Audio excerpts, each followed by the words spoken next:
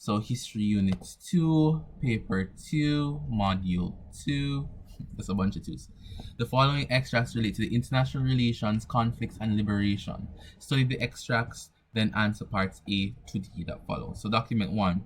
Neither the Bolsheviks nor the Mensheviks, nor the workers' group, nor the socialist revolutionaries, either separately or collectively led to the workers of Petrograd onto the streets, right? The workers of Petrograd onto the streets. It was someone mightier than they, Tsar Hunger. It began with ordinary food riots. The bake shops lacked sufficient bread. Long queues at first, chiefly of women and boys, took out their resentment on the bakers, suspecting them for hoarding flour for the purposes of speculation, or for purposes of speculation. The police restored order. They were greeted with hostile shouts. The people demanded bread. This was by V.C. Chernov, The Great Russian Revolution. Alright, so let's look at this. With reference to document 1, outline 3 conditions of Russia which contributed to the food riots in 1917. Go ahead. Anyone? What was happening in Russia in 1917? Go ahead. Would the war be one of it? The First World War. What could tell you in the document that the war was happening? Not only the date, but what was happening. In paragraph 2, line 2, right? That sentence says long queues at first. Well, sorry, at first, chiefly of women and boys. The men had gone to war. Right? So you could speak about that. You could speak about that, the war. And with war efforts, the troops needed food, not so? Foods, right? Food themselves, right? Bread and all of these different things were redirected to the front, to the Western Front, right? For the war. Troops were dug in for the war, right? You know, the trench warfare, we know all of that, right? So that led to shortages in food, right? What happened next?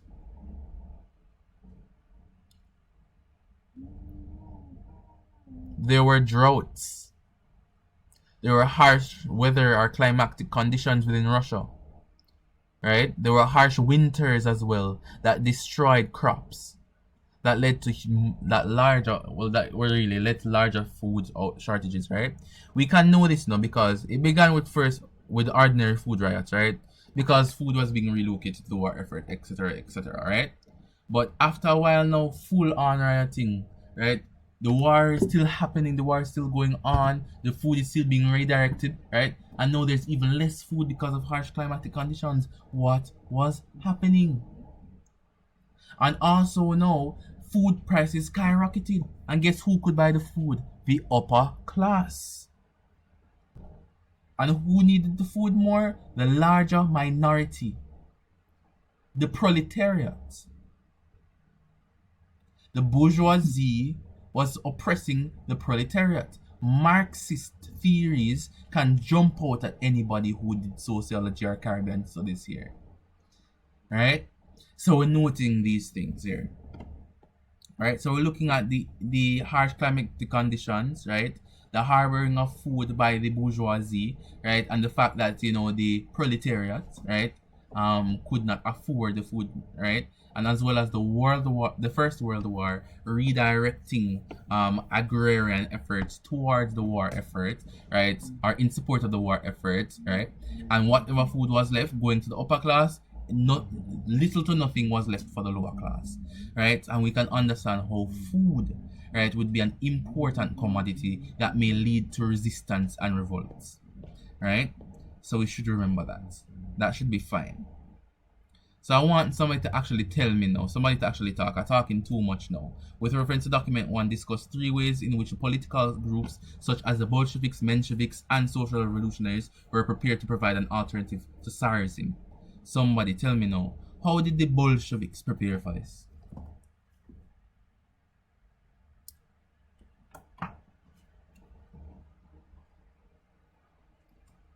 Who were the Bolsheviks?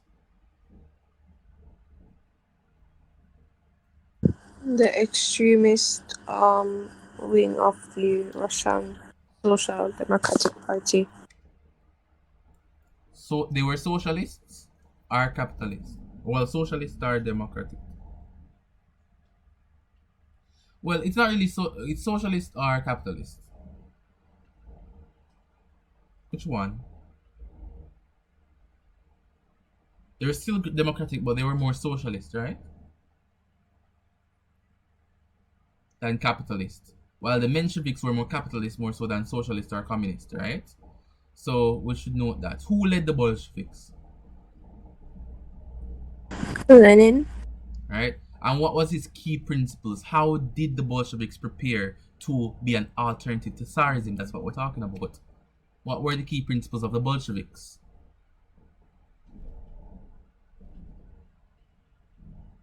So Vladimir Lenin led the Bolsheviks, and what were the key principles? I know that you guys love the Russian revolutions, right? So you can answer the question. Don't be shy, no?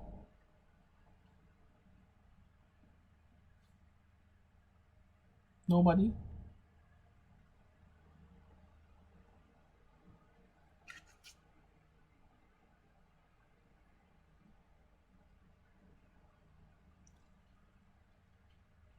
The Bolsheviks gained support of the people, right?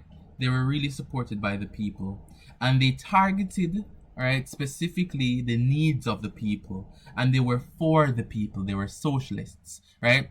They used the Marxist perspectives as well as Leninist perspectives, right, to bring forth notions of a radical change or a radical shift from Tsarist regime towards that our socialist environment, which will provide food and resources for all equally. What was the slogan that they used?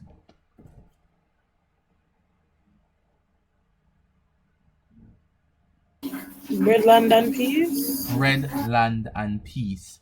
They wanted the war effort to end. The people wanted the war effort to end. The Bolsheviks answered. The people wanted food. The Bolsheviks answered. The people wanted to end serfdom, right? And gain land to work for their families. The Bolsheviks answered. We can see now how the Bolsheviks would have been prepared to be an alternative to Tsarism. We can see land, Yeah. peace, and bread for the peasants. That was the slogan emphasized by the Bolsheviks. Right? To end the dictatorship, right, of the proletariat, right? And remember, workers of the world unite. That was another slogan, right? All power to the Soviets. That was another slogan as well, right? I remember all of these because this is one of my favorite revolutions. Right? So we have that there. Who were the Mensheviks?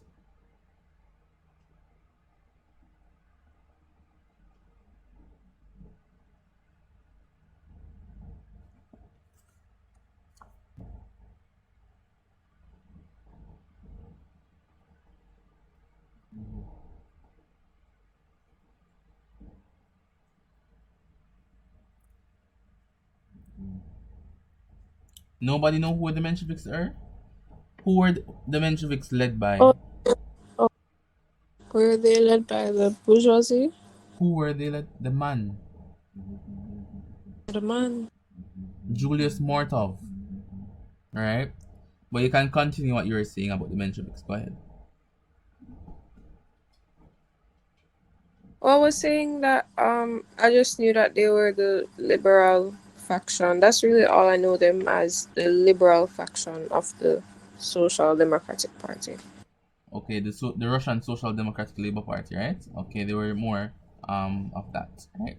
So led by Julius Martov, right? So we would note that they were moderate. They were kind of moderate Marxists in a way. They were more what did you say, no? They were more calm than the Bolsheviks, right? So we would note that, and they were known as a minority within the Russian parliament, right, and the Russian government, right? So what was the Russian parliament called? No, let me not get into all of that, right? But the Mensheviks, right, believed in a democratic approach, right? So they spoke about inclusivity and that approach to the revolution, right, favoring parliamentary systems, right, and collaborations between progressive groups, right, while the Bolsheviks specifically emphasized a tightly disciplined political organization, right? The Mensheviks would have, taken a softer, more lenient approach, right? But they essentially did the same thing, right? They essentially aimed at the same thing, but the Mensheviks were a bit, more easygoing compared to the Bolsheviks, right? The Bolsheviks would gain the upper hand in the power struggle because the Mensheviks became a minority due to the political landscape in Russia, right? The Russian people wanted everything to be done, right? Wanted Tsarism to be, well, a good amount of persons wanted Tsarism to be over, right? They wanted all of the struggle and the pain and the death to stop, right? So they were looking for a more radical approach, and that's why the Bolsheviks got majority in the parliament over Mensheviks, right? So, what that was that. Social revolutionaries, who were those?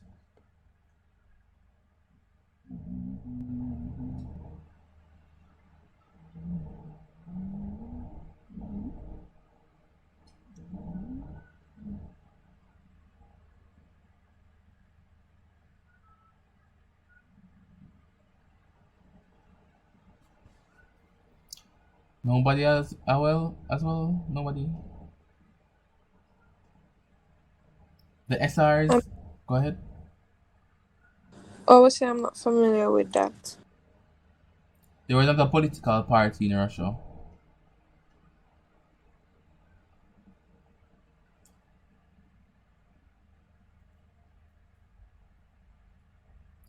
Okay, so they were more I would say no. They were a democratic and a socialist party, right?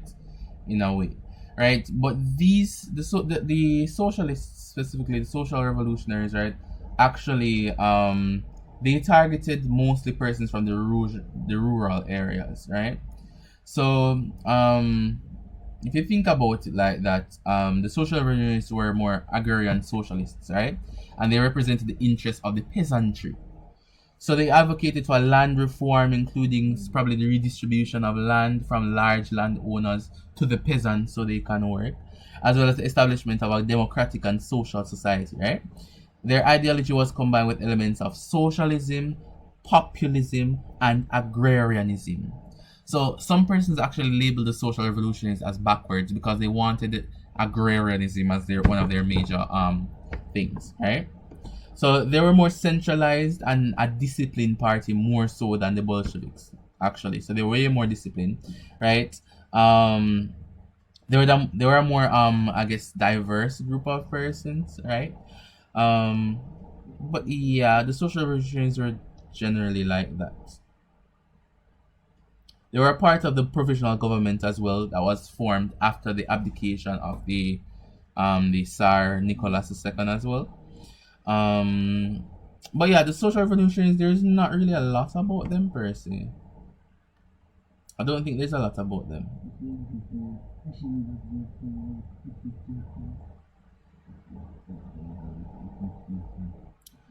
But what else I could remember is that the social revolutionaries would have been persecuted by the Bolsheviks and actually um, fought against the Bolsheviks to some extent, right? So we could speak about that. But let's see something here.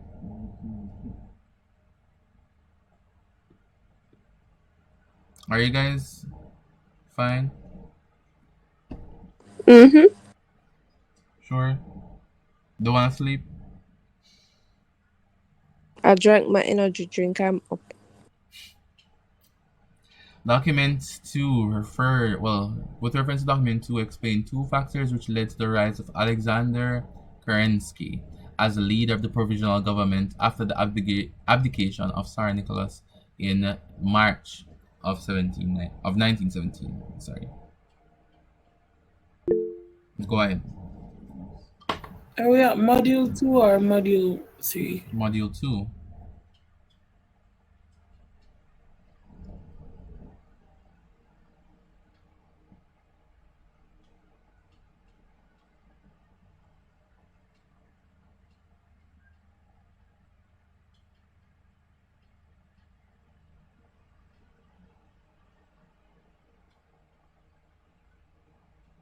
Go ahead, guys.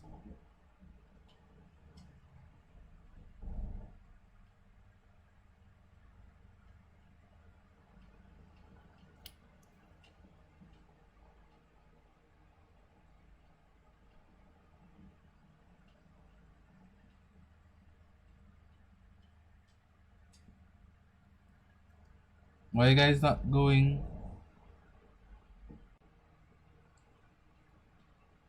I'm trying to understand the question. Is it asking, like, in particular why he himself was elected or the reason for the provisional government? He himself.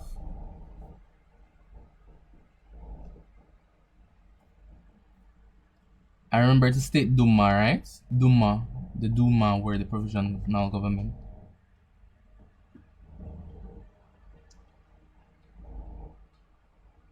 But this would mostly be attributed to probably socialist ideals, right, as well as political influence. Remember that Kerensky was a member of the Socialist Revolutionary Party, right, the SR. And the Socialist Revolutionary Parties were one of the leading socialist parties within Russia at the time, right? I remember, as I stated before when I was talking about the SRs, they had a significant presence in the Duma, which is a revolutionary government.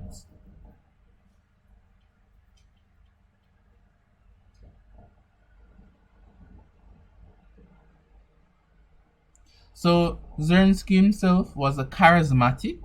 Right, remember the factor, the first history class I ever had. You should have looked at the factors that contributed to revolutionary states of affairs within states, right? You should have looked at factors that cause revolutions and what revolutions are. So Kerensky himself was a charismatic speaker, right, and gained recognition and popularity for his passionate advocacy for democratic reform and socialist principles, right? So he was able to convince the persons within the Duma as well as the persons within general population, right, of his leadership, right? He also wasn't more he also wasn't more extreme. So he wasn't extreme to the left or extreme to the right. He was more moderate, right? And people tend to elect moderate people or to tolerate moderate people, right? He was more acceptable, right, to liberal elements, right, within the provisional government as well as other political groups.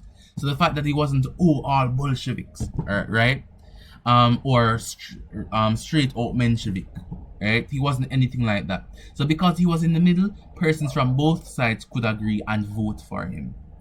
You guys understanding what I'm saying? Yes, I am. All right. So since he wasn't any of the extremes, he was like a bridge between Menshevik and Bolshevik, right? So it was something like that. So you could speak about his political influence as well as his socialist stance, right? So he was seen as a bridge between Bolshevik and Bolshevik, as well as political influence in the Socialist Revolutionary Party, which was a major constituent of the Duma itself, right? So we could speak about that. So he's a member of the SR, and the SR is a major constituent of the parliament, meaning that he would have gotten a lot of votes from the SR, who is a major constituent of the Duma, right? As well as the fact he would have garnered votes from Menshevik and Bolshevik because he wasn't an extremist. So those are two factors. D. With reference to document 2, discuss 3 reasons why Lockhart's assertion that from the start Kerensky was fighting a hopeless battle.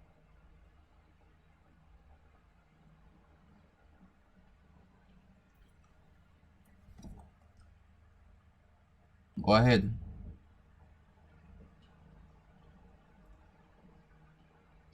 Who was Lockhart?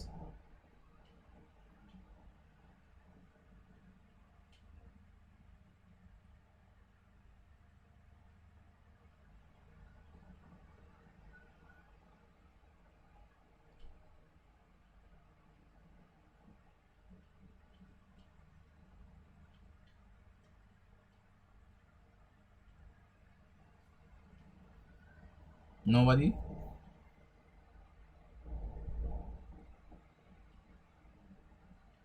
I've heard the name, but I didn't really study him. Robert Lockhart? Hmm. So one of the major things would have been the lack of, I think it would be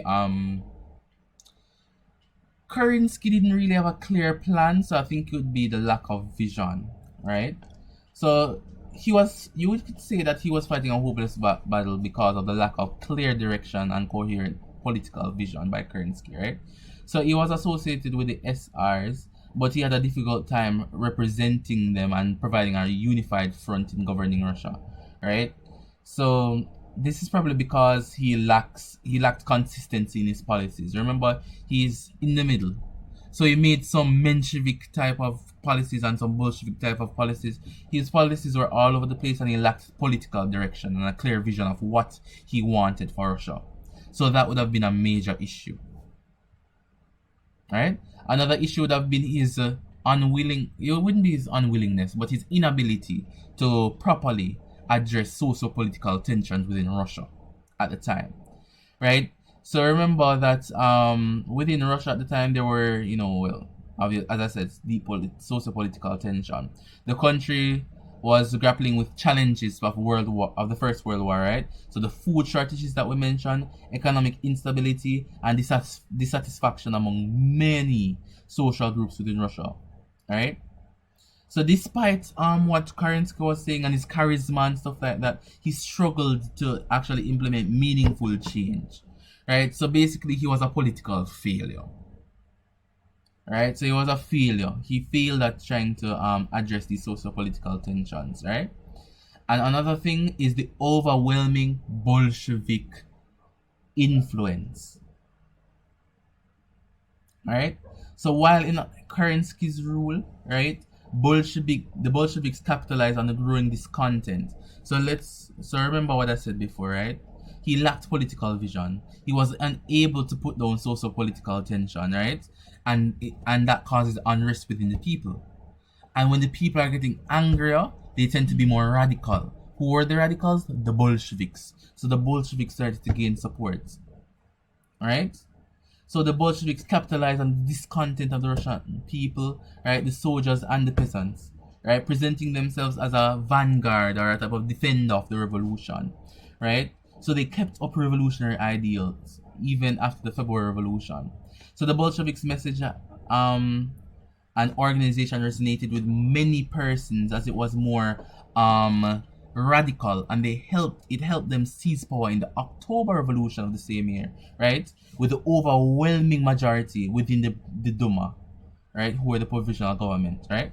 So Kerensky's inability to effectively counter the Bolsheviks' influence led to the rapid erosion of the government's authority and contributed to the perception that he was fighting ultimately a futile battle, right? As was stated by Robert Lockhart.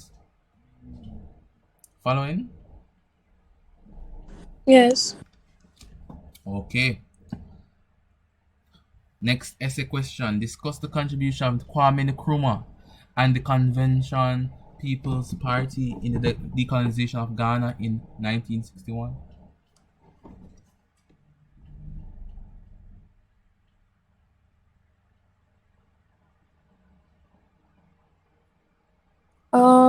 For Nkrumah, I learned that he was, I guess, similar to um, Kerensky. He was a charismatic leader as well as a key figure in the struggle for independence in Ghana.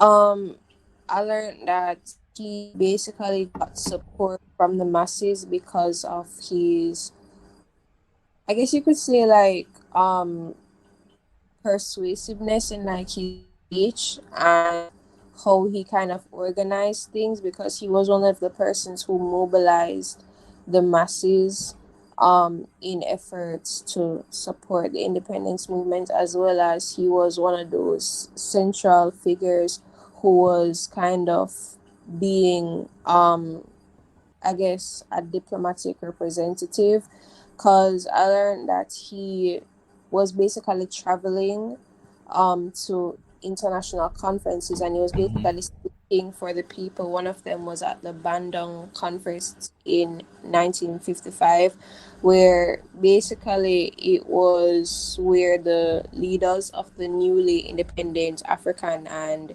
Asian nations, they were basically brought together, and he was there advocating for Ghana's independence, and he was also emphasizing the importance of I guess their own self government and so forth, as well as he also Wait, went hold there. on. Repeat. Before you continue, what did he speak about at the conference? What specifically did he speak about within the colonial government and colonial Ghana? That I do not know. I did He, not get so he's details. okay. He spoke out about injustices, you know what? So he spoke about racism and imperialism, right? So you could tie that into saying that he was the voice of the people of Ghana, right? Continue with what you were saying. Yeah. Other places that he went to was the 3 years later he hosted the All African People's Conference, and again it was basically a conference where the leaders and representatives from various African nations as well as diaspora communities, they were brought together, and the aim of that conference was to foster um a kind of unity Pan among, Africanism. yes, Pan-Africanism, to kind of, in order to aid in the acceleration of the decolonization process. Because rather than only having Ghana alone, they wanted that unity with the other African. He wanted that unity with the other And African what did nations. he create? What was the organization that was created in result for that need of unity? The was it the on The that OAU? O What was the I saw it name? on a OAU. I think I saw it on a past paper. I don't Mm-hmm. know the exact What is what it an? Oh, it's the Organization of African Unity, and today it's called the African Union, which still is a thing. Okay, you can continue.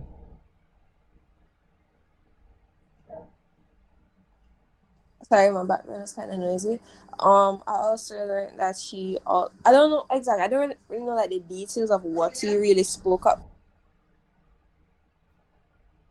Mm-hmm. Sorry, sorry to what I was saying.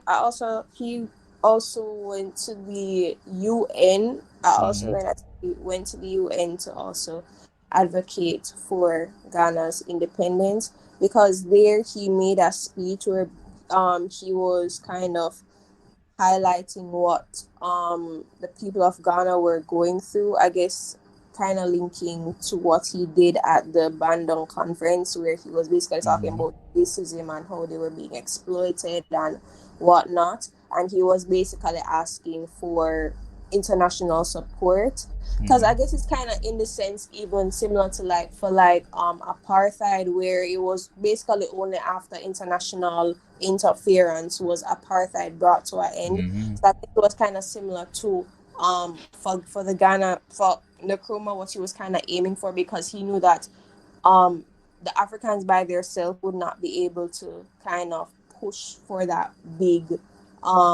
decolonization process. Therefore, he was saying, oh, if the international community supported them, that process would have been easier. So yeah, he was kind of like that leader, as like a central person who was kind of um like he was repeatedly kind of pushing for them. He was a central leader Mm-hmm. of movement. All right. Talk to me about Nkrumahism. Krumaism, I'm not sure what that is. I've never heard of that. Okay. It's a type of Pan-Africanist ideology, right? That mixes socialism, African nationalism, and Pan-Africanism. Right? So it was stated by Nkrumah. This actually caught the attention of Queen Elizabeth II, right? When on her visit to Ghana, right? I think you guys could pull up the pictures of Queen Elizabeth dancing with Kwame Nkrumah. He got his voice, his advocacy, right, for the decolonization of Ghana caught the attention of the Queen herself, right? So it was really influential, right? If you could look at it in that way. Anything else you could state about Kwame Nkrumah? or Nkrumah, as some people like to say. I think is it Nkrumah and Nkrumah? It's probably Nkrumah, but okay. I Um, say delete. okay. Was he? I heard. Was he the one who founded the CPP? Was he the one who founded it? Because I heard that he And the CPP. the convention people part that's in the question I that think the he didn't. I don't think he founded it. Yeah, he founded it right in 1949. The CPP. yeah. Yes, he founded it, man. Yes. So So I if guess you could start talking about Nkrumah and then you can kind of go into like CPP and talk about how he founded it if you were to answer the question. Mm. I remember he contributed to the industrialization of Ghana and the emphasis on education, health, and healthcare for Ghanans, right? I guess. Um. Okay. He posed a slight issue, because he looked towards, communist countries, right, to assist with the industrialization. So he had the entire West turning their heads, looking at Africa, looking at what is happening there. But yeah, could write a huge. You had a. I think your discussion was fine, but I tried to like hint to different things that you should include in the essay. It's good. It was good. All right, so that would be that for module 2. All right, so that's fine. So the last part we have to look at is, of course, module 3.